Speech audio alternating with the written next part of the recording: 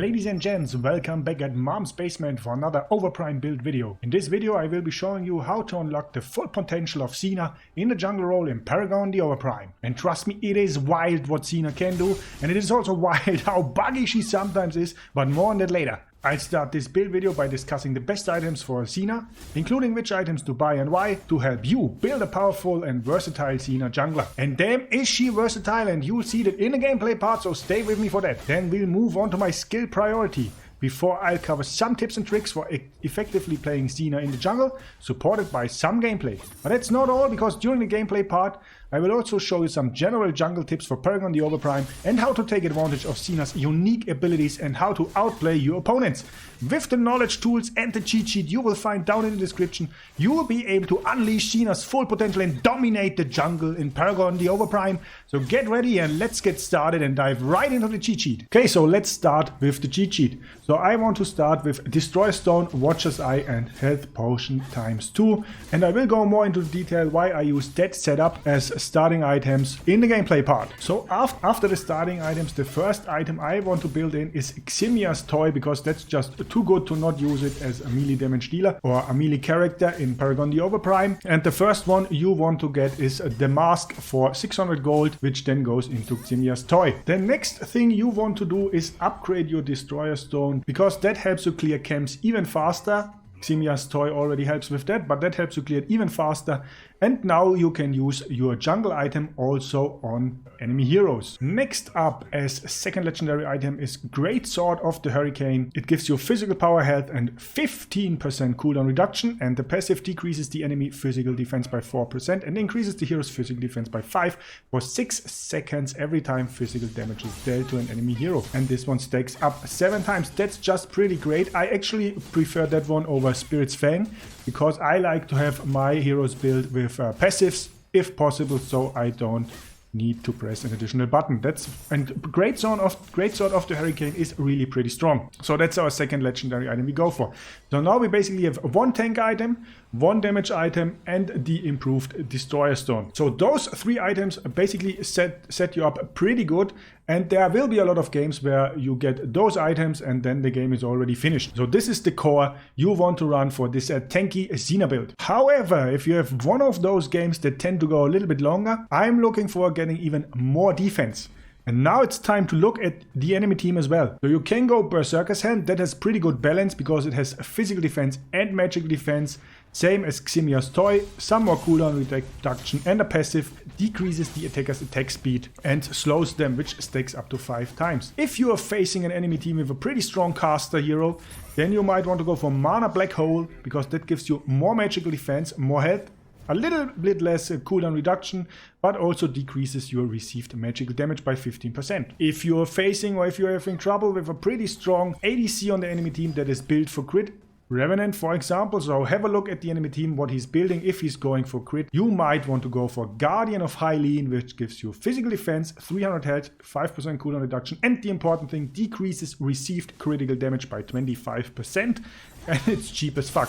So one of those 3, depending on what you're facing on the enemy team. Then we basically continue with the same setup. So you go 1 tank, 1 damage, and you have another tank item now. And then for item number 5, for the 4th legendary item, I like to go Sita Chainsaw. So a penetration item, that's important. Physical power, nullified physical defense, and the passive deals 50% bonus physical damage to an enemy hero with higher max health than the hero.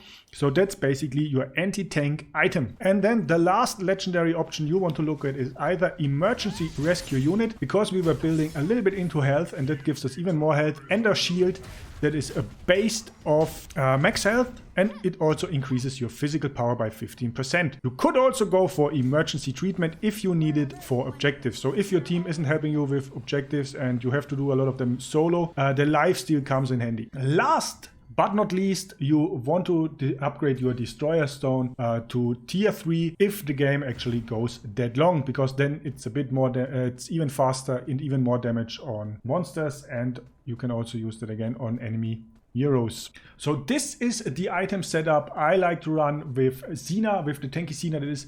There's also a damage Zena build. That is much harder to run, because then you have to be really good with your positioning and like read the game pretty good.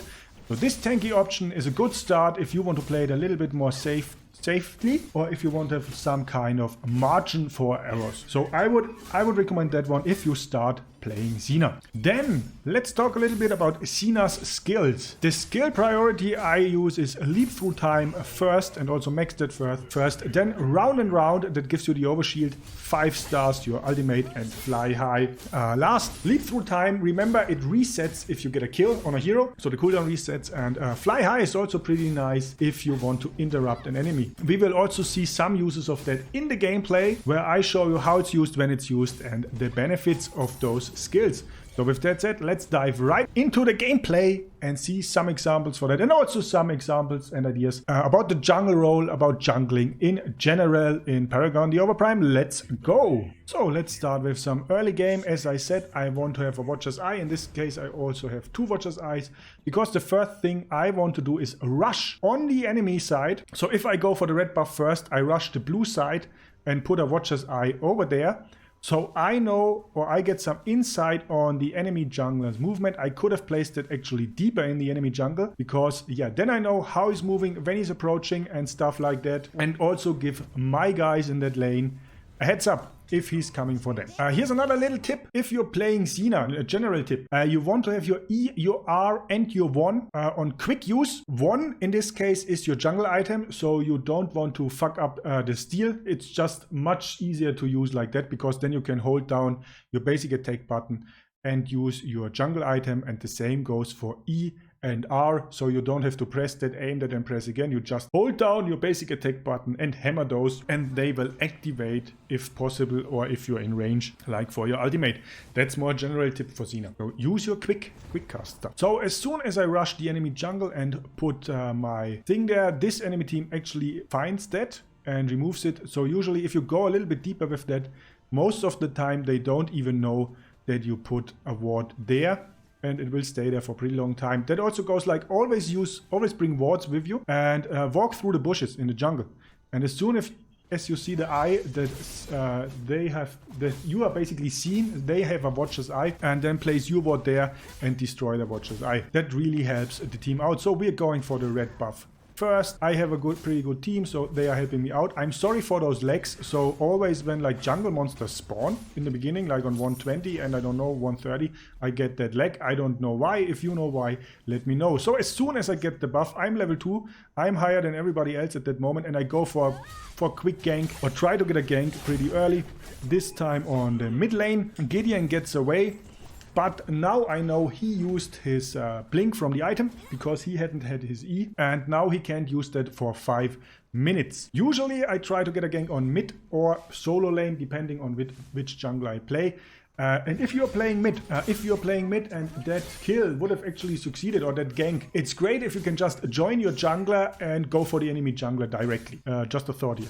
Just a little tip. So this one failed, and I go directly back into the jungle, and now going for my blue buff and some more farming. Fast forward to another game. So again, now I'm level 2. I think I failed here also. I didn't go for the early gank. And I already see there are 2 guys on my mid laner. I just want to finish that buff. He retreats, which is pretty great. And there's an enemy Muriel playing mid. I don't know why. And an enemy Chimera. So as soon as I finished the buff, I ping, so my guy knows I'm coming. I was actually pretty surprised that Chimera was coming down there. But like, I have the overshield from the buff. I'm full health. He isn't. I'm pretty sure his recovery isn't up as well. So I directly go for him, go with the charge, push him up, and then finish him with basic attacks. Like, he's easy meat. And as I said, the kill resets my charge. So I go directly for the Muriel, because I saw she's low earlier. And I also get the charge in on her. E to knock her up and finish her off. So that's 2 early ganks, pretty fast. And that's an important one, because I also killed the enemy jungler, so that gives me an advantage early at the game. So if you can get your enemy jungler early and he's lower, do it. I should have used that advantage, by the way, to go in the enemy jungle and get even more head start. Let's look at another gank attempt. This one I actually don't get the kill, but I set the enemy up for the kill, okay? So I go in on Faye. Again, I use the charge. No, I don't use the charge. I just walk up to her, get some hits in. I don't have the knock up yet. I miss her, but my Faye goes after her with her range attack and finishes her off. So that was more like setting up a kill for your team. Here's another tip. I go for the buff, and immediately when I go for the dual lane, because the dual lane is pushed pretty far that moment, ping, give a ping to your mates so they know you are coming. So they know I'm coming. They set that up pretty nicely. Rampage is going in there as well, and we secure the Murdoch kill, even so I'm playing it by phase. Now she's back to the tower. I've hit her, but she's at the tower, and it's just time to abort and leave her alone. So that was a good attempt, and as I said, ping and let your guys know that you are coming. So here's another thing about Zena, how to use her ultimate. So when you're in your ultimate, you can't be hit. So that's great for tower diving. If somebody goes to the tower and hides there. This Chimera actually didn't get the kill, but you get the idea, because when I'm in the ultimate, the tower can't hit me. Same goes for enemies. And you see that in that gank attempt. I see the support is behind him, so I go for the support, and that's actually a buggy thing about Zena that pisses me off, when you get stuck or have a pathing arrow with her charge. So that's one of the crazy things, buggy things about Zena. Anyway, so I go for the support, and that's when I want to knock her up. That's when I then want to go for my ultimate, because if I'm in the ultimate, Murdoch can't help her. So if you want to go versus a target that is low, or like 50% or below, use your ultimate to pick out soft targets and finish them off. Here's another example of that awesome pathing of Zena's charge. I don't know how often I hit ledges and then just end up somewhere totally different than I actually wanted to end up. And here's a little example what not to do. So I used my jungle item on a buff, which was totally unnecessary. I go over there, and the Wukong is going for the underling. I finish Wukong off easily, and it should have been easy to get that underling if my jungle item wouldn't be on cooldown. So like that, Gideon steals it from me, and I'm like, that is totally on me. And that's a tip for you. After 8 minutes, save your jungle item for objectives. So here's another thing how it's done. I go in there, scare them away or even kill them, and then we go for the underling as a team. It's 8 minutes 30, so go for that underling as soon as possible. Usually I go for that at 8 minutes. You can easy solo the underling if you have like 1 or 2 items. Like what I have is enough. Just strafe around, because then he doesn't hit you. It's easy as that, and that gives you really much power early on, because now I ping the map that we go directly for the mid tower. It's like 4 of us, 3 of us, and if you go that early for the tower, just put the underling on there. It could be our other tower as well, but I prefer to do it on mid, because it's one of the most important, if not the most important tower. Put it down, and we should kill the tower easily, and that pretty much early on. So go for the prime underling, ideally 2 times. As I always say, objectives win games. Here's another example. So the enemy is going for the prime spirit, and this is another thing how not to do it. I go in there. Maybe I should have just waited, but they do a lot of damage. I should be able to steal that, and I don't know why I actually didn't use my jungle item in that moment, because it should have been here an easy steal, but I didn't press 1, as you can see. Yes, I make it out alive through the portal, but that should have been my Prime Guardian. I fucked it up. It's on me, so use your jungle item. And here's actually something how to do it. So if the enemy team is going for the Prime Guardian, have a look. If they don't see you, go somewhere where you can see the HP bar, and as soon as you think it's low enough to go in there, bam, they even pull me, or the Prime Guardian pulls me. I use my jungle item, then I go directly into the ultimate so they can't hit me, and through the portal I go. This was actually a beautiful steal by my Zena. So that's how you steal objectives. So those have been around about 10 tips. I don't know how many exactly, how to use Zena and how to jungle in general. I hope you enjoyed that build. Let's see some more team fighting. Here you can see I go for Gideon with the charge, kill him off. That resets my charge, so I can use it again on the steal. My steal kills their steal. Just some nice team fighting. And also here with the Kwang, use your E like to interrupt them and give your guys the opportunity to get some damage in. Just be helpful. I get the kill. That was just some nice team fighting there, how that could look like. I hope you enjoyed that build video, and make sure to like and subscribe, because there's more to come from yours DirtyHotte. And now I give it to the outro guy. See you next time. Ladies and gentlemen, I hope you enjoyed this little piece of content, and if you want to see more, check the playlist to my left. And if you are more interested in what YouTube algorithm has in petto for you, then check the one below that playlist. If you like my stuff, please leave a like and help Mom's Basement grow. See you next time. DirtyHotte out.